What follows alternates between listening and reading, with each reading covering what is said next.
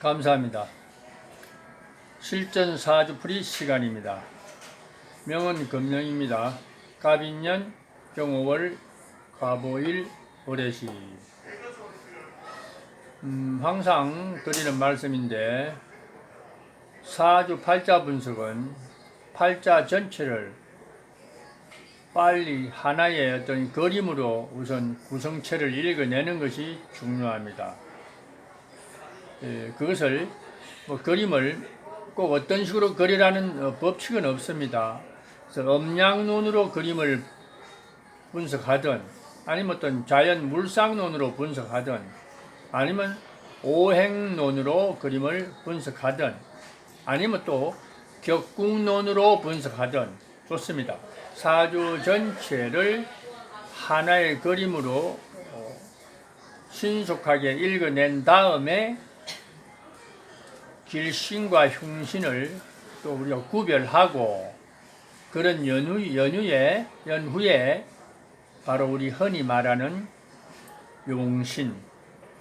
용신이라는 것은 그 사주가 꼭 필요로 하는 그런 육신을 용신이라고 말하면 되겠습니다.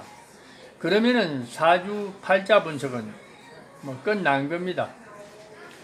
그 다음에 울로 분석, 행운 진행되는 대운의 울로 분석, 세운은 그때 보면 되는 것이고, 울로 분석이면 끝입니다.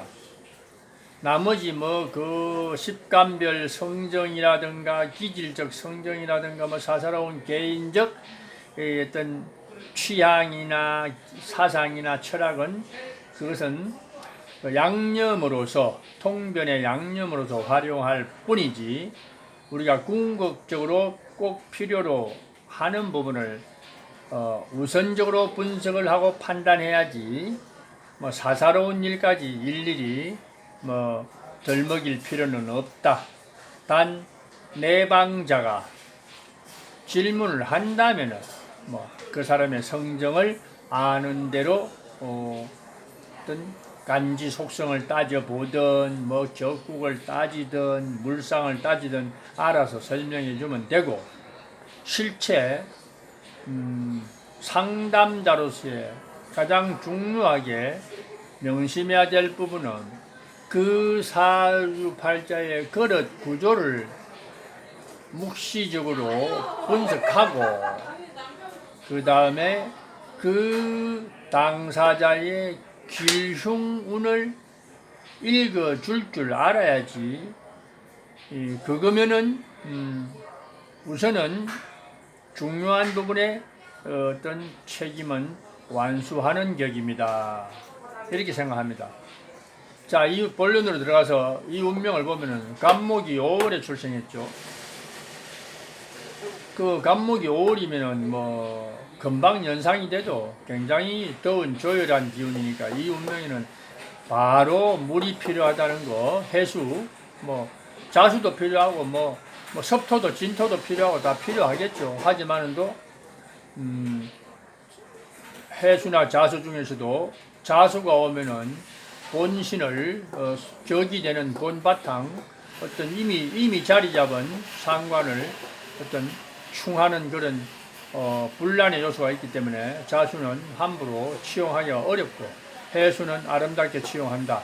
자연스럽게 상관과도 친화적이면서 일간한테 힘을 실어주는 그런 어떤 육친이다, 이렇게 보면 됩니다. 그래서 이 운명은 상관격이면서도 상관을 쓸 수 있습니다. 상관이 만약에 투관까지 어디로 돼버리면 너무 지나쳐서 그것이 허세가 되고 과욕이 되고 어떤 남용이 될 수 있는데, 그래도 천간에 투관되지 않고 지지에만 적절하게 힘을 가지고 있고, 그 다음에 또 상관을 쓸 수 있는 게 해수가 갑목을, 일간을, 체를 어느 정도 힘을 충분히 실어주기 때문에 상관을 남용하지 않고 오용하지 않고 쓸 수 있는 근거가 있다. 그리고 요 경우에 월간에 있는 경금 같은 경우는 편관이라서가 아니라 뭐 편관이라고 다 나쁘다고 하면 안 됩니다. 그거는 익히 이론에서 나와 있듯이 이런 경우 간목 5월에 경금 뭐 편관 같은 거 어디에 있든 별 쓸모 없습니다. 특히 뭐 다른 데 있다면 몰라도 또 바로 상관 위에 있는 편관 힘도 없고 또 써야 될 어떤 조건이 아닙니다. 이 환경이 편관을 써야 될 조건은 안 된다. 그래서 이거는 무용한 존재입니다. 단 무용한 존재는 뭐 없애버려도 되는데 뭐 이미 상관 위에 강력한 상관 위에 앉아 있으니까 뭐 크게 힘도 없습니다. 그래서 뭐 염려할 바는 없다. 그러면 이 운명은 답은 끝난 겁니다. 간목이 상관을 쓰니까 상관은 뭐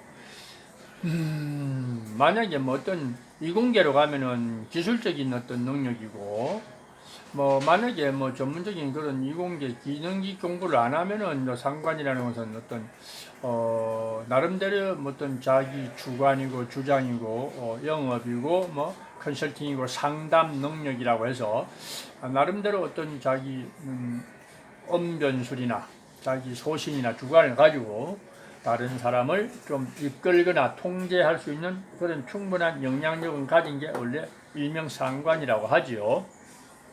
그러나 이분 같은 경우는 배수를 장착을 하고 있기 때문에 상관을 그렇게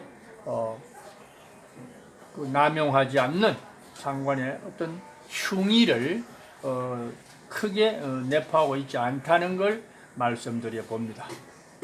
그리고 간목이 5월 같으면은 사실 비견 같은 것도 다 자기한테 암암리에 힘이 될 수 있으니까 나쁘지 않습니다. 이렇게 생각하시면 되고 그 다음으로는 보통 상관격 자체만 보면 직장생활을 하기 어려운 어떤 그런 기질인데 이 경우는 뭐 상관을 절제시켜주는 해수가 있어서 합리적인 직장생활은 충분히 할 수 있습니다. 경금 때문에 직장생활을 한다고 하면 안 됩니다. 그 어떤 주체성이 어떤 그런 근거를 가지고 있기 때문에 그런 것이지 뭐 이것 때문에 뭐 직장을 다니고 있고 참고 있고 이런 거 아닙니다. 원래 뭐 경금이 직장생활 뭐 구속된 거 좋아하는 부분도 아닌데 그래서 이 영향력은 사주에 별로 없다. 단 초년에 신유술 이렇게 특히 임신계유 이런 운들은 또 관운이 들어오면서 인성을 달고 들어왔기 때문에 또 합리적인 관은 원래 뭐 통제하는 신이니까 여기서 용신이 될 수는 없지만은 또 그래도 어찌됐든 뭐 합리적인 어떤 길을 가게 유도하는 거니까 그렇게 직장생활을 수용하고 갑술 어뢰운으로 가서부터는 뭐 그렇게 좀 자율성이 더 강하게 나타나죠. 상관의 자율성이 더 강하게 나타나니까 아무래도 직장에 뭐 생활을 하지 않아도 할 말이 없는데 그래도 이분 같은 경우는 꾸준히 직장 생활을 하고 있는 중인데 그 이유는 뭐 아무래도 상관이 적절하게 통제되고 있어서 그렇게 볼 수 있고 또 그 다음에 사람이 뭐 상술이나 뭐 그렇게 잔머리를 굴려서 사는 사업 수완 이런 것들은 사주 구조 자체가 없습니다. 왜 그러냐면 뭐 이런 편관이 있어서 그런 게 아니라 뭐 재성이 부각이 되어 있든가 아니면은 정말로 그냥 아나무인격이 되어야지만이 뭔가 잡상인을 하든 투잡을 하든 막 함부로 나설 텐데 그렇게 보이지만은도 적절하게 통제가 되어 있는 그런 오묘함이 있는 명조다 이렇게 보면 됩니다. 그 사람이 겸손함도 있는 분이고 그래서 또 상관격의 그 흉의가 별로 그렇게 크게 나타나지 않는 모습도 참 사주 구조에 따라서 그렇게 충분히 그럴 수 있겠구나 하는 것도 느껴본 바 있습니다. 그래서 어뢰대운 같은 경우는 뭐 급제는 치용할 바는 없습니다. 단지 급제운이 오는 것은 뭐 편관 이런 걸 이렇게 기반시켜주는 뭐 그런 역할 정도로서 그냥 사용하고 해운에는 아무래도 또 다른 새로운 어떤 또 진로를 찾을 수 있는 자기 개발을 할 수 있는 뭐 그런 어떤 요소가 되는 그런 구간이다 이렇게 판단을 하고 운명감명을 마치겠습니다.